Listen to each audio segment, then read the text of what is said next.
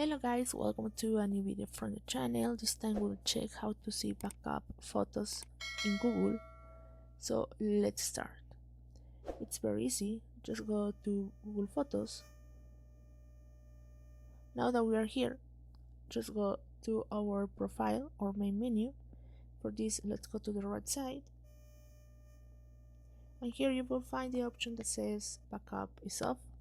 In my case, I turn off this option, but you can turn on the backup for starting keeping your photos on Google.